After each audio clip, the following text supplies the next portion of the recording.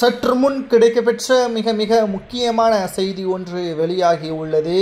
அனைத்திந்திய அண்ணா திராவிட முன்னேற்றக் கழகத்தில் சசிகலா அவர்கள் திருச்சியில் நடைபெறக்கூடிய மிக முக்கியமான அதிமுக நிகழ்ச்சியில் அனைத்திந்திய அண்ணா திராவிட முன்னேற்றக் கழகத்தில் மீண்டும் இணைய உள்ளாரா? அதிமுகவின் மூத்த நிர்வாகிகள் வெளியிட்டுள்ள அறிவிப்பால் அதிமுகவின் தொண்டர்கள் மகிழ்ச்சி. என்ன நடந்தது என்பதை இந்த வீடியோவில் முழுமையாக தெளிவாக நாம் பார்க்க போகிறோம். அதிமுகவில் எடப்பாடி பழனிசாமி அவர்கள் முதல்வராக பொறுப்பேற்கக்கூடிய நிகழ்வு சசிகலா அவர்களால் தான் ஏற்பட்டது. கூவத்தூரில் நன்றியாகவும் விசுவாசியாகவும் எடப்பாடி இருப்பார் என்ற காரணத்தினால்தான் சசிகலா அவர்கள் எடப்பாடியை தேர்வு செய்தார். ஆனால் கடைசியில் அதுவே அவருக்கு மிகப்பெரிய ஒரு பாதிப்பாக மாறிவிட்டது. கிட்டத்தட்ட 5 ஆண்டுகளுக்கு மேலாக சசிகலா அவர்கள் அதிமுகவில் உள்ள அடிப்படை உறுப்பினர் பதவியில் இருந்தும் கூட அனைத்தையும் நாங்கள் நீக்கிவிட்டோம் என்று எடப்பாடி பழனிசாமி அவர்கள் தெரிவித்திருந்த நிலையில் தற்பொழுது மீண்டும் அதிமுகவில் சசிகலா அவர்கள் திருச்சியில் நடைபெறக்கூடிய மிக முக்கியமான நிகழ்ச்சியின் மூலம்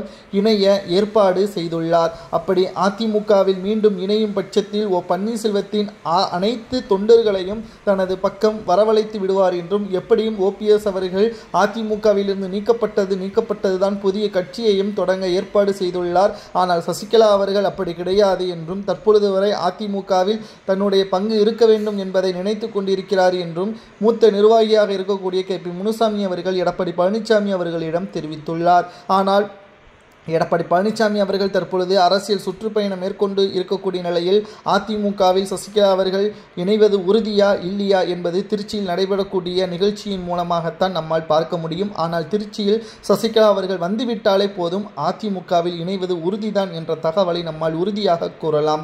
ஏற்கனவே பல தேர்தல்களில் அதிமுக தோல்வியடைந்ததற்கு காரணம் 3 என்று கூறி வருகிறார்கள். ஒன்று, அதிமுகவின் தலைமை சரியில்லை. இரண்டாவதாக சரியான திட்டமிடுதல். மூன்றாவதாக வேட்பாளர்கள் பொருளாதார ரீதியாக வசதி படைத்தவர்களாக இருக்கிறார்கள். ஆனால் மக்கள் மனதில் அவர்கள் எந்த ஒரு நன்மையும் செய்யாதவர்களாக இருப்பதன் காரணமாகத்தான் தொடர்ச்சியாக அதிமுகவின் வேட்பாளர்கள் தோற்கப்பட்டு வருவதாகவும் பலரும் கூறி வருகிறார்கள். உங்களது கருத்துக்களை கூறுங்கள்.